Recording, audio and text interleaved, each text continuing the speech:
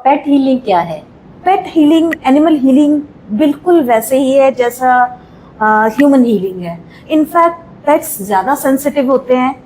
वो आपकी एनर्जी को, जो भी पेट ओनर्स होते हैं, उनकी एनर्जीज को, उनके मूड्स को, उनके इमोशंस को बहुत ज़्यादा फील करते हैं और उनकी जो बीमारियां होती हैं वो अपने ऊपर ले लेते हैं। तो ऐसे बहुत सारे केसेस होते हैं जो सेंसिटिव, जो पेट्स होते हैं वो ज़्यादा सेंसिटिव होते हैं। उनके भी हमारी तरह 7 चक्रास होते हैं, तो उनकी भी प्रॉपर हीलिंग होती है। एंड जैसे मैं एनिमल कम्युनिकेशन में भी हूँ, मैं एनिमल्स के साथ कम्युनिकेट भी करती हूँ। तो कई बार जब मैं हीलिंग कर रही होती हूँ, जैसे अभी हाल फिलहाल में लास्ट वीक मैंने की है, एक कैट की हीलिंग की है, पीनट की। वो बहुत ज़्यादा स्ट्रेस में थी। उसने मुझे बताया कि वो इसलिए स्ट्रेस में है क्योंकि उनकी जो ओनर है वो 3-3, 4-4 दिनों के लिए चली जाती हैं। मतलब टूर वाला जॉब था उनको। तो उनका सिंपल मैंने ये सॉल्यूशन उनको बताया कि when you go out please उसको 2-3 बार 4 बार बताएं, उनको बाय करके जाएं, उनको ये बता कर जाएं कि यू आर कमिंग बैक।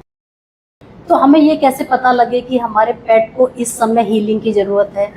बहुत सारे सिम्टम्स होते हैं। वो कभी खाना नहीं खा रहे हैं, कभी वॉमिट कर रहे हैं। जैसे इस पर्टिकुलर डॉग को मतलब पिछले 1.5 साल से ये लगातार वॉमिट कर रहा था, क्योंकि 1.5 साल पहले इसने अपनी मदर को खोया था, इस कैट ने। तो उसका स्ट्रेस था। फिर जब इनकी ओनर चली जाती थी तो वो ट्रॉमा और बढ़ता जा रहा था। तो वो अलग अलग सिम्टम्स होते हैं। कुछ बहुत एंजाइटी, कुछ अपने घर को छोड़कर भागने के लिए तैयार रहते हैं। वो घर में आना ही नहीं चाहते हैं क्योंकि घर में ये बात हो रही है कि मुझे यहाँ जाना है, यहाँ जाना है। So they are very sensitive for babies.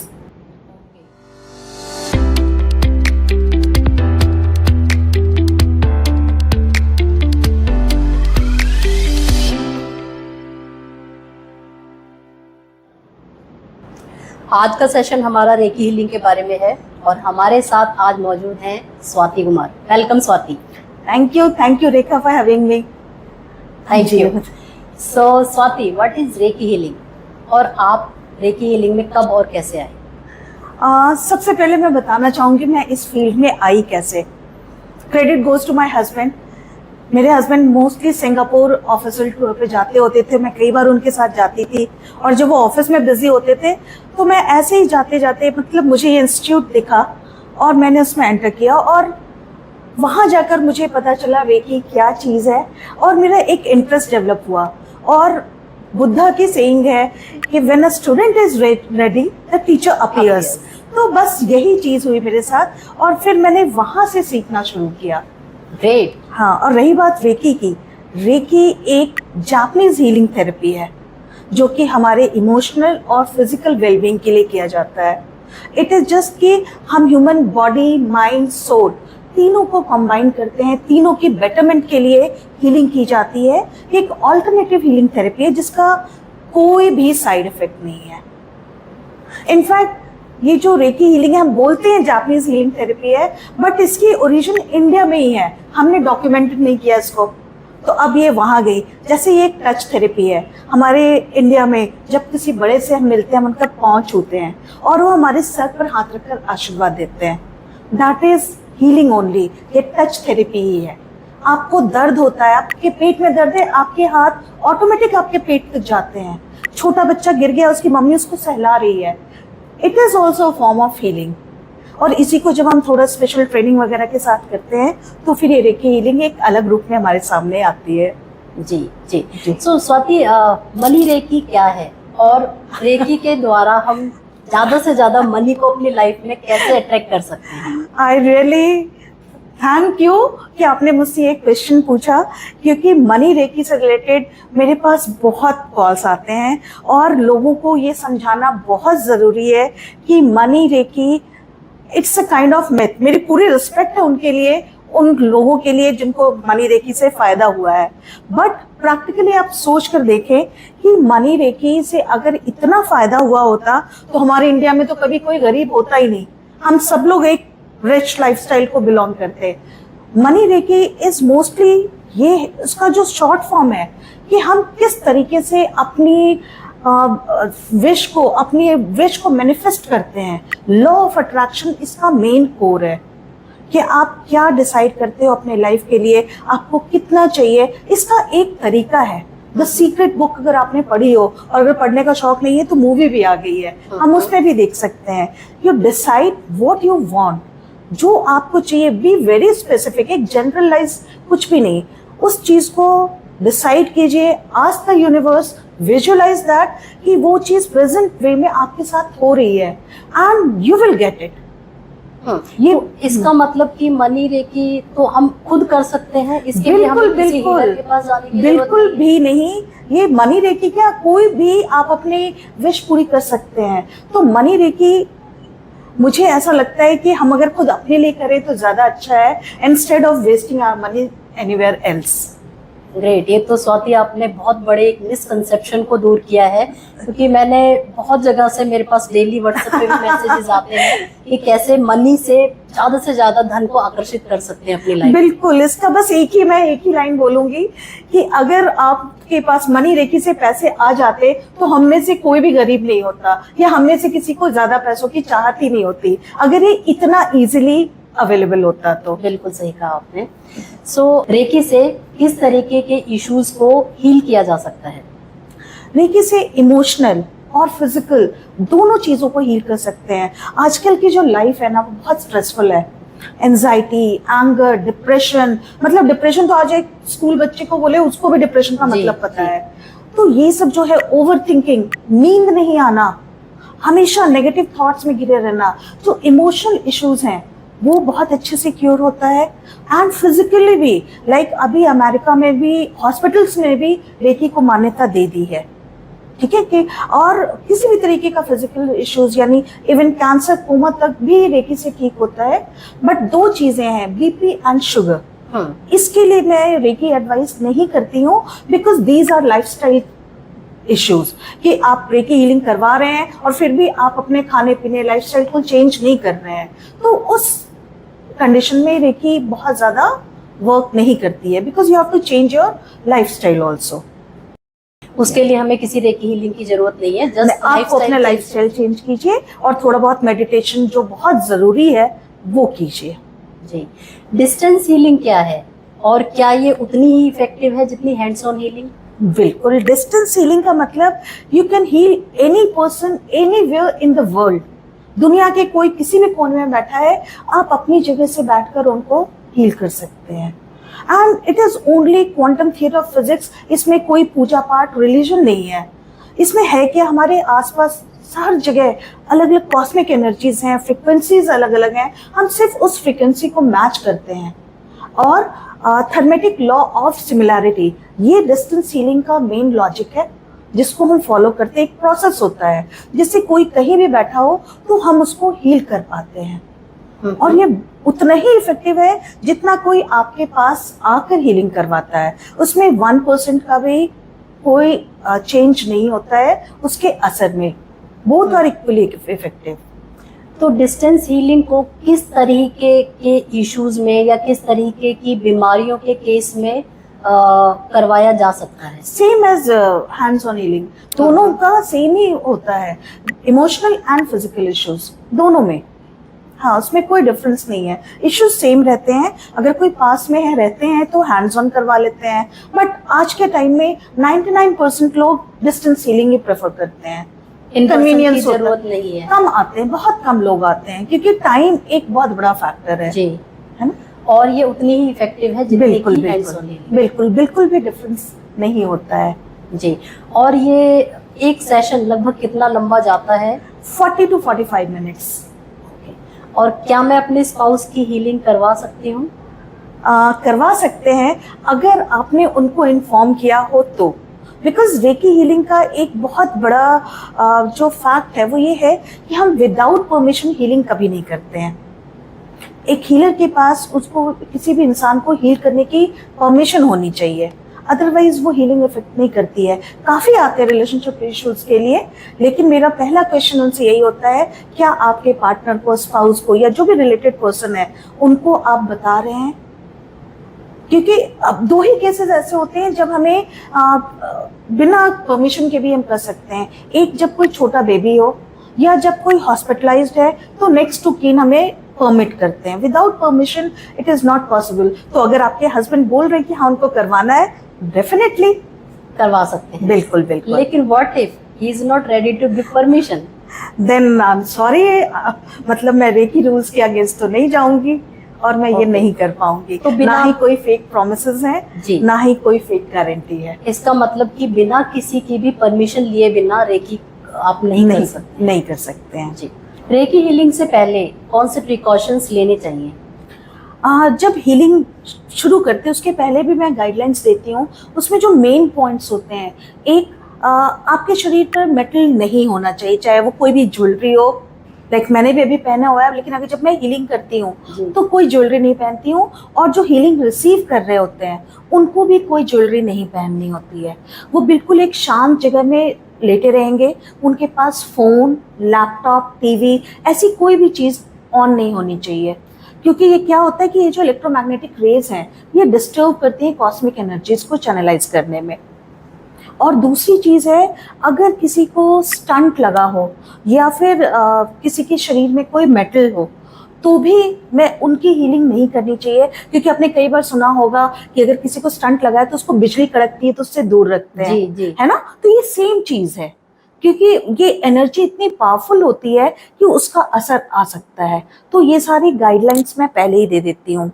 और एक चीज़ और है कि जब हीलिंग हो जाती है उसके बाद पानी ज़्यादा पीना होता है। इनटेक बहुत होता है पानी का, 1 दिन 2 दिन, क्योंकि नहीं तो फिर आपको थोड़ा, कई लोग बोलते हैं कि उनको हैवीनेस लग रहा है, डिजीनेस लग रहा है। वो इसलिए कि हमारी जो बॉडी है ये 70% वाटर है और ये एनर्जी वाटर के थ्रू ही पूरी बॉडी में ट्रैवल करती है। जी। तो बस एक ही प्रिकॉशन लेना है, पानी ज़्यादा पीना है और ये इन सारी चीज़ों का ध्यान रखना है कि भाई फ़ोन आपका बिल्कुल फ्लाइट मोड पे रहे, वाइब्रेशन मोड में भी ना रहे। 45 मिनट्स के बाद का अलार्म लगाकर, ये सारी चीज़ें हैं जो कि बिल्कुल ध्यान रखनी चाहिए। इनको ध्यान रखना होता है बिल्कुल, किसी भी बिल्कुल। रेकी सेशन को लेने से पहले। एग्जैक्टली। कपड़े लूज हो, थोड़े टाइट ना हो, कंफर्टेबल हो आपका रूम टेम्परेचर, है ना? जी। तो ये सारी इंस्ट्रक्शंस आप ऑनलाइन और ऑफलाइन में बिल्कुल बिल्कुल। जब भी कोई सेशन के लिए तैयार होते हैं तो उसके पहले मैं उनको ये गाइडलाइंस जरूर भेज देती हूँ। जी। तो लगभग एक रेकी सेशन को कंडक्ट करने में कितना समय लगता है? 40 और to किसी 45 भी minutes। बीमारी को हील करने के लिए लगभग कितने सेशन रिक्वायर्ड होते हैं? सी इट डिपेंड्स कि वो बीमारी किस लेवल तक पहुंच चुकी है या कितनी पुरानी है। लाइक अगर किसी को अभी 1-2 महीने, 2-3 महीने से ही एंजाइटी शुरू हुई है तो वो 3-4 सेशंस काफी हैं। लेकिन कई लोग ऐसे भी हैं कि मतलब 7-8 साल से वो डिप्रेशन की मेडिसिन ले रहे हैं, तो ऑल्टरनेट डेज करके उनकी ऑलमोस्ट मतलब 10 to 12 हीलिंग्स तो उनकी जाती ही है। जी। और एक सेशन और दूसरे सेशन के बीच में लगभग कितना अंतर होना चाहिए? 24 आवर्स का गैप तो जरूर होना चाहिए। और जब छोटे बच्चे होते हैं तो हम उनका हीलिंग का टाइम थोड़ा कम रखते हैं। लाइक नॉर्मल 45 मिनट्स है तो उनके लिए हम 20 मिनट्स का टाइम रखते हैं, बिकॉज उसके बाद उनको वो नॉजिया फीलिंग, वॉमिटिंग वाली चीजें होने लगती हैं, because this energy is very powerful. जी। तो रेकी हीलिंग लगभग किस एज से स्टार्ट हो जाती है और किस एज तक रेकी हीलिंग हम कर सकते हैं? पूरी लाइफ, न्यूबॉर्न बेबी से लेकर, इनफैक्ट आपको शायद पता नहीं होगा लेकिन डिलीवरी के पहले भी काफी लोग हीलिंग करवाते हैं कि अच्छे से डिलीवरी हो जाए, या सिचुएशनल रेकी भी होती है, एग्जाम्स के पहले लोग करवाते हैं, शादी के पहले, मतलब ये सारी सिचुएशनल हीलिंग भी होती है। और न्यूबॉर्न बेबी से लेकर लास्ट मिनट तक रेकी होती है। जैसा आप ने बताया कि रेकी हीलिंग बेसिकली किसी इमोशनल स्ट्रेस या इस तरीके की इश्यूज के लिए की जाती है, बट न्यूबॉर्न बेबी में किस तरीके का इमोशनल स्ट्रेस होगा या इशू होगा, तो वहाँ रेकी की क्यों जरूरत है? आजकल आपने देखा होगा बेबी का बर्थ होता है और डिक्लेयर कर देते हैं इसको जॉन्डिस है। लेकिन ये पेरेंट्स की बिलीव होती है। पेरेंट्स एक्चुअली चाहते हैं कि उनका बच्चा एक बहुत प्रोटेक्टेड एनवायरनमेंट में रहे। और न्यूबॉर्न बेबी के लिए तो वो कुछ भी, जिन्होंने मुझसे पहले हीलिंग करवाई होती है उनको वो पहले से उनका होता है कि मैम ये बर्थ होगा और अब आपने करना है, तो वो मैं करती हूँ और बहुत लोग करवाते हैं। तो इसका मतलब है कि न्यूबॉर्न बेबी की बिल्कुल हीलिंग करवाना चाहिए। करवाना ही चाहिए। हाँ, ड्यूरेशन जरूर कम कर देते हैं अकॉर्डिंग टू एज। और ये कैसे पता लगाएं हम कि न्यूबॉर्न बेबी को हीलिंग की जरूरत है और हमें नहीं, न्यूबॉर्न बेबी का तो पता नहीं चलता है, वो तो एज अ प्रिकॉशन लोग कराते हैं। Okay okay. हाँ जी। जब तक कोई क्लियर कट इंस्ट्रक्शन सामने ना आ जाए। पेट हीलिंग क्या है? पेट हीलिंग, एनिमल हीलिंग बिल्कुल वैसे ही है जैसा ह्यूमन हीलिंग है। इनफैक्ट पेट्स ज्यादा सेंसिटिव होते हैं। वो आपकी एनर्जी को, जो भी पेट ओनर्स होते हैं, उनकी एनर्जीज को, उनके मूड्स को, उनके इमोशंस को बहुत ज्यादा फील करते हैं और उनकी जो बीमारियां होती है वो अपने ऊपर ले लेते हैं। तो ऐसे बहुत सारे केसेस होते हैं जो सेंसिटिव, जो पेट्स होते हैं वो ज्यादा सेंसिटिव होते हैं। उनके भी हमारी तरह 7 चक्रास होते हैं, तो उनकी भी प्रॉपर हीलिंग होती है। एंड जैसे मैं एनिमल कम्युनिकेशन में भी हूँ, मैं एनिमल्स के साथ कम्युनिकेट भी करती हूँ। तो कई बार जब मैं हीलिंग कर रही होती हूँ, जैसे अभी हाल फिलहाल में लास्ट वीक मैंने की है, एक कैट की हीलिंग की है, पीनट की। वो बहुत ज्यादा स्ट्रेस में थी। उसने मुझे बताया कि वो इसलिए स्ट्रेस में है क्योंकि उनकी जो ओनर है वो 3-3, 4-4 दिनों के लिए चली जाती हैं, मतलब टूर वाला जॉब था उनको। तो उनका सिंपल मैंने ये सॉल्यूशन उनको बताया कि when you go out please उसको 2-3 बार 4 बार बताएं, उनको बाय करके जाएं, उनको ये बता कर जाएं कि यू आर कमिंग बैक। तो हमें ये कैसे पता लगे कि हमारे पेट को इस समय हीलिंग की जरूरत है? बहुत सारे सिम्टम्स होते हैं। वो कभी खाना नहीं खा रहे हैं, कभी वॉमिट कर रहे हैं। जैसे इस पर्टिकुलर डॉग को मतलब पिछले 1.5 साल से ये लगातार वॉमिट कर रहा था, क्योंकि 1.5 साल पहले इसने अपनी मदर को खोया था, इस कैट ने। तो उसका स्ट्रेस था। फिर जब इनकी ओनर चली जाती थी तो वो ट्रॉमा और बढ़ता जा रहा था। तो वो अलग अलग सिम्टम्स होते हैं। कुछ बहुत एंजाइटी, कुछ अपने घर को छोड़कर भागने के लिए तैयार रहते हैं। वो घर में आना ही नहीं चाहते हैं क्योंकि घर में ये बात हो रही है कि मुझे यहाँ जाना है, यहाँ जाना है। तो they are very sensitive for babies. Okay. या क्या मैं अपने पेट की हीलिंग करा सकती हूँ, और क्या इसके लिए भी परमिशन की जरूरत होती है, और इसका क्या प्रोसेस होता है? हाँ बिल्कुल, आप अपने पेट की हीलिंग करवा सकते हैं। और जब आप मुझे अप्रोच कर रहे हैं तो इसका मतलब आप मुझे परमिट कर रहे हैं। और इसके लिए मुझे 3-4 चीजें चाहिए। एक, मुझे आपके फर बेबी का नाम चाहिए, उसकी एज, उसका जेंडर और किस तरीके के इश्यूज हैं आप मुझे बताएंगे कि, और फिर तब मैं अकॉर्डिंगली उसका जो रूटीन बताएंगे कि किस टाइम वो बहुत रिलैक्स्ड होता है या होती है, तब मैं उसकी हीलिंग करूंगी। और आपको विद इन 24 आवर्स आपको उसका असर देखने को मिल जाता है। और कितने सेशन पेट हीलिंग के लिए जरूरत? It depends again, same as human, कि किस तरीके के ट्रॉमा या किस तरीके की इश्यूज से वो डील कर रहे हैं अकॉर्डिंगली। कई बार 2-3 सेशंस भी बहुत होते हैं। जी। और हमें कैसे पता चलेगा कि हीलिंग हमारे पेट के ऊपर काम कर रही है? वो बहुत शांत, बिल्कुल आराम से बैठे रहेंगे, है ना। जितनी देर, जब कुछ लोग आते भी हैं तो वो 10-15 मिनट जब उनको हीलिंग चाहिए होती है वो बिल्कुल मेरे पास आकर बैठे होते हैं। जब उनकी हीलिंग पूरी हो जाती है वो चले जाते हैं। और as a owner, as a pet owner, मैं ये कैसे पता लगा सकती हूँ कि अब इसकी हीलिंग की रिक्वायरमेंट पूरी हो चुकी है या ये ठीक है? उसके बिहेवियर से। उसके बिहेवियर से। बिल्कुल बिल्कुल। ह्यूमन के केस में कैसे पता लगाएं कि हीलिंग काम कर रही है? कैसा फील करते हैं वो हीलिंग के बाद? हाँ, हीलिंग के दौरान बहुत सारे सिम्टम्स होते हैं। कई बार जो आप फील करते हैं, ठंडा गर्म फील करते हैं। कई बार वो टिंगलिंग वाली सेंसेशन होती है। कई बार आप बिल्कुल सो जाते हैं। कई बार ऐसा भी होता है कि आपको कई पुरानी चीजें याद आती हैं, और वो उस केस में आती हैं जब आपके कोई इमोशनल ब्लॉकेजेस हैं, जो बहुत सारे दिमाग में चीजें हैं पास्ट की, वो आपको परेशान करती रहती है और आपको पता नहीं होता है। तो वो सबकॉन्शियस माइंड से वो चीजें रिलीज होती रहती हैं और आप ये सब कुछ, वो थॉट्स आपके दिमाग में आते रहते हैं। ठंडा गर्म फील करना, सेंसेशन फील करना, सो जाना, ये सारे कुछ। कभी कभी लाइट्स भी दिखती हैं लोगों को। तो ये सारे सिम्टम्स हैं जिससे आपको पता चल रहा है कि हाँ, आपकी हीलिंग हो रही है। हीलिंग हो रही है। हाँ जी। बिजनेस ग्रोथ में रेकी कैसे हेल्प कर सकती है? देखिए, बिजनेस ग्रोथ में, बिजनेस एक मटेरियलिस्टिक चीज है तो उसमें वो डायरेक्टली काम नहीं कर सकती है। लेकिन बिजनेस ओनर जो है, जो बिजनेस कर रहे हैं, अगर वो बिल्कुल पॉजिटिव हैं, अगर उनके अंदर वो एंथुसियाज्म है, उनके अंदर वो काम करने की लगन है, जोश है, जो कि कई बार over a period of time आप स्ट्रेस में आकर भूल जाते हैं, अपने आप को नेगेटिविटी में थोड़ा रख लेते हैं, तो उसके में हीलिंग काम करती है कि आप एनर्जाइज हो जाए, आप बिल्कुल पॉजिटिव थॉट्स के साथ अपने काम को करने निकले और डेफिनेटली आपका काम होगा if you are moving with a positive approach. तो हीलिंग बिजनेस की नहीं होती है, बिजनेस ओनर्स की होती है जी। And it is definitely helpful. So एक पॉजिटिव बिहेवियर मेंटेन रखने के लिए बिजनेस ओनर को रेकी हीलिंग करवानी चाहिए। बिल्कुल बिल्कुल, जब भी जरूरत लगे बिल्कुल करवानी चाहिए। क्या रेकी सीखना मुश्किल है और बिल्कुल लगभग कितने समय में इसको सीखा जा सकता है? बिल्कुल भी नहीं, क्योंकि डॉक्टर मुकाउस जो कि इनके फाउंडर हैं, उनका ये ड्रीम था कि हर कोई रेकी सीखे। रेकी सीखना बहुत आसान है और इसमें 1 मंथ, अगर आप डेली हाफ एन आवर भी लगा पाते हैं तो 1 month is more than enough. आप इतना तो कर ही पाएंगे, आप अपने आप को हील कर लें। पूरी दुनिया को नहीं हील करना चाहते, कोई बात नहीं, बट सेल्फ हीलिंग के लिए भी रेकी जरूर सीखना चाहिए। इसमें कुछ जाता नहीं है, बल्कि आप कुछ सीखते ही हैं।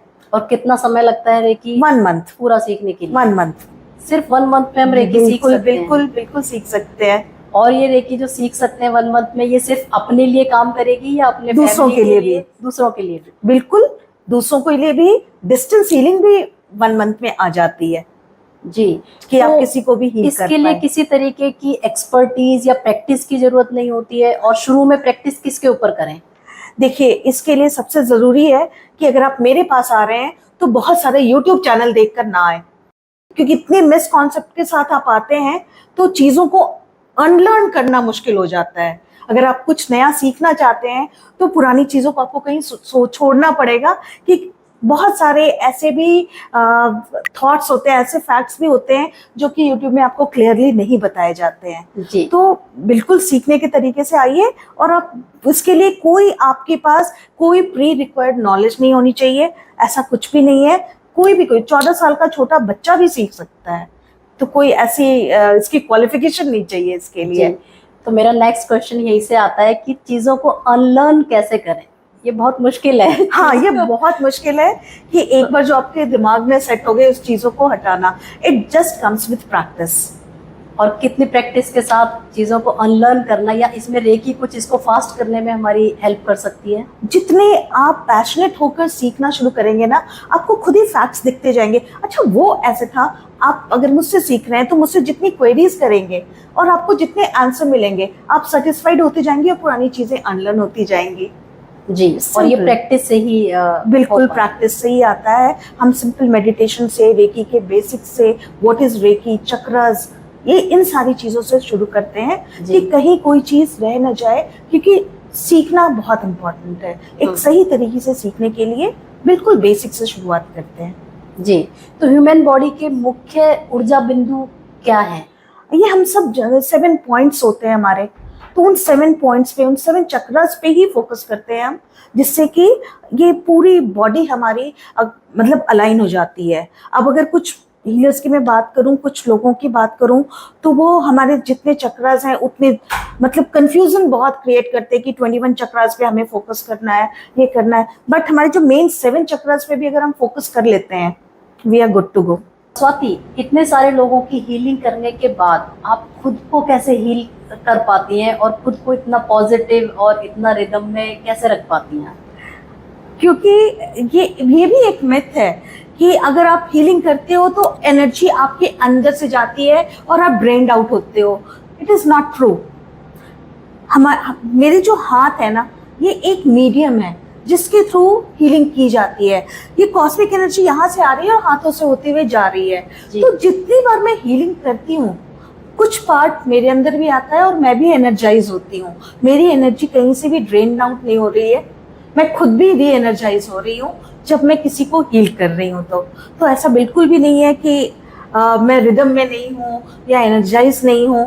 बिल्कुल आराम से मैं हीलिंग कर पाती हूँ, क्योंकि एनर्जी मेरे हाथों से जा रही है और ये एनर्जी मेरे अंदर से नहीं जा रही है, ये मैं यूनिवर्स से रिसीव कर रही हूँ और उस इंसान तक पहुँचा रही हूँ। तो इसका मतलब मैंने कभी सुना था कि जब हम हील करते हैं तो पहले उस सामने वाले इंसान के जो भी दुख या कोई भी चीज होती है वो पहले आपकी बॉडी के थ्रू जाता है और तब आप उसको हील कर पाते हो। आप अपनी मेडिटेशन, अपने प्रेयर के थ्रू एक हीलर कर सकता है, तो उसका कुछ पोर्शन आपके अंदर भी आता है। तो क्या ये सच है?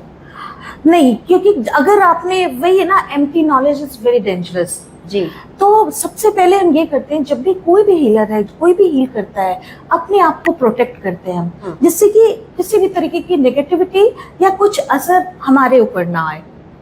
तो पहले हम अपने आप को प्रोटेक्ट करते हैं, देन वी स्टार्ट हीलिंग, कि उसकी नेगेटिविटी, और इसका एक प्रोसेस होता है कि हम उसकी नेगेटिविटी को अर्थ तक डालते हैं। उसकी नेगेटिविटी कहीं भी चारों तरफ स्प्रेड आउट नहीं होती है, किसी को भी नहीं लगती, चाहे मैं चाहे किसी और को, वो एनर्जी, वो नेगेटिव एनर्जी चली जाती है। उस जितनी भी बीमारी है, जो भी इश्यूज हैं, उन सारी चीज़ों को हम अर्थ तक ले जाते हैं। और हीलिंग के बाद एक बहुत इंपॉर्टेंट प्रोसेस होता है विच इज कॉल्ड ग्राउंडिंग। यानी आप थोड़ी देर नंगे पांव चलते हो, अपने हाथ जो है वो रनिंग वाटर में धोते हो, जिससे अगर बाय चांस 1 या 2% कुछ असर आप पर रह गया है तो वो भी खत्म हो जाता है। And again water is the most important thing, कि पानी बहुत पीते हैं, तो पानी भी एक तरीके से इन सारी चीजों को बैलेंस आउट करता है और नेगेटिविटी नहीं रहती है। और जैसे अभी आपने बताया कि आप अपने आप को प्रोटेक्ट करते हैं, तो क्या सिर्फ हीलर्स को ही हीलिंग करने के दौरान अपने आप को प्रोटेक्ट करने की जरूरत होती है, या हम सब भी एज अ आम इंसान, हम सब लोग भी अपने आप को प्रोटेक्ट कर सकते हैं? बिल्कुल, बहुत अच्छी बात पूछी है आपने, क्योंकि मैं ये बताना चाहूंगी कि हर किसी के पास वो पावर है कि वो अपने आप को प्रोटेक्ट कर सके। और इसका एक बहुत सिंपल प्रोसेस बता रही हूँ मैं, कि जस्ट 2-3 मिनट के लिए डीप ब्रीदिंग कीजिए। डीप ब्रीदिंग के बाद you just close your eyes and visualise and just request the universe कि आपके चारों ओर एक वाइट लाइट है, एक बबल है जिसके अंदर आप हैं, and then you move around. जब आप घर के बाहर निकलते हैं उसके पहले भी ये करके जाइए। Just think you are inside a white bubble जो कि आपको एनर्जाइज कर रहा है। आप जिस भी गॉड को मानते हैं उस गॉड से रिक्वेस्ट कर सकते हैं। मतलब वी ऑल नो कि Reiki is not related to any religion, but हम ये करते हैं और फिर हम आगे जाते हैं। और ये प्रोटेक्शन हमें किस तरह की परेशानियों से बचा सकता है? हमें हर तरीके की, कोई भी नेगेटिव एनर्जीज होती हैं, कई बार आप कुछ लोगों से मिलते हैं तो आपको एक वाइब आती है कि इसके पास हमें नहीं जाना है, और सिर्फ आप अपनी इंट्यूशन और सिर्फ आप अपनी गट फीलिंग को मानते हैं। एक्चुअली उस इंसान की जो साइंटिफिक लैंग्वेज में बोले, उनकी जो ऑरा, उनकी जो फ्रिक्वेंसी होती है बहुत लो होती है, जो कि आपको इफेक्ट करती है। सो इन सारी चीजों से वो आपको प्रोटेक्ट करते हैं कि आप अपने बबल में हैं, किसी भी तरीके की नेगेटिव एनर्जी आपको इम्पैक्ट नहीं कर रही है। So do this as a practice. हर दिन करके, सुबह घर से निकलते हैं उसके पहले 2 मिनट का ये काम तो जरूर करके जाए। विजुअलाइज करें कि आपका दिन प्रोडक्टिव होगा, पॉजिटिव होगा, एंड इट हेल्प्स। तो क्या हम जब हमारे अपने घर वाले या कहीं भी हम ट्रेवल के लिए हमारी फैमिली जा रही होती है, तो क्या उस टाइम भी हम इस प्रोटेक्शन की प्रोसेस को यूज कर सकते हैं? बिल्कुल, डेफिनेटली कर सकते हैं। इट्स द सेम प्रोसेस कि जब आपसे अपने जगह आप पूरी फैमिली को, पूरी गाड़ी को ही उस बबल रैप में देखें। And it's done. It's all about your intention, कि आपकी इंटेंशन क्या है। जितनी प्योर इंटेंशन आप अपने यूनिवर्स को पहुंचाते हैं, ये सब फ्रीक्वेंसीज का खेल है, तो उतनी ही अच्छी प्रोटेक्शन आपको मिलती है। और इंट्यूशन पावर को कैसे बढ़ा सकते हैं? इंट्यूशन पावर को बढ़ाने का सबसे अच्छा तरीका है अगेन से ब्रीदिंग, डीप ब्रीदिंग। मतलब मैं आपको ये नहीं बोल रही कि बहुत देर तक मेडिटेट कीजिए। बहुत लोग बोलते हैं कि 40 मिनट मैंने मेडिटेट किया। Scientifically it is not possible. 3 minutes से आप शुरू करें। 3 मिनट्स अपने इनहेल किया, और एक छोटी सी चीज, जब आप डीप ब्रीदिंग शुरू करते हैं उसके पहले जो अपना तालू है इसको ऐसे ऊपर बंद, टंग को ऊपर करके, हाँ, बंद रखें। और फिर इनहेल कीजिए। 4-7-8 की टेक्निक है कि जब आपने सांस छोड़ी 4 मिनट के लिए, 4 सेकंड के लिए काउंट किया आपने, 1 2 3 4, फिर इनहेल किया, फिर काउंट किया 1 2 3 4 5 6 7, 1 2 3 4 5 6 7 8, देन ब्रीद आउट। ये 3 से 4 बार कर लें तो भी बहुत है। ऑफिस में बहुत ज्यादा काम का प्रेशर है तो भी ये करके देखिए जी। तो इससे आप स्ट्रेस से बिल्कुल डीप ब्रीदिंग बहुत हेल्प करती है। इसी को ही हम मेडिटेशन कहते हैं। किसी एक चीज को आप गेज करना सीखिए। लाइक किसी भी चीज को, ये फ्लावर है आपके सामने, इसके एक पॉलन पे ही आप फोकस कीजिए 2 से 3 मिनट। जी, आपकी कंसंट्रेशन, आपका फोकस बढ़ेगा और आप बाकी चीजों से आपकी फ्रिक्वेंसी, आपकी बॉडी की फ्रिक्वेंसी, आपका ऑरा डेवलप होगा ज्यादा strong। जी, तो दिन में इस प्रैक्टिस को कितनी बार किया जा सकता है? 2 से 3 बार कर लें आप। 2 से जब भी 3 आपके बार पास, दिन हाँ, में हाँ, करके हम बिल्कुल फोकस को बढ़ा सकते हैं बिल्कुल और इससे प्रोडक्टिविटी को बढ़ाया जा सकता है। बिल्कुल। ये बहुत अच्छा आपने इंसाइट एक दिया है, जो मुझे लगता है कि सभी को, जो काम पर हैं या बिजनेस करने वाले लोग हैं जिनको बहुत फोकस की जरूरत होती है, उन लोगों को ये बहुत बहुत हेल्प हेल्प करती है। करेगा। जी। बिल्कुल।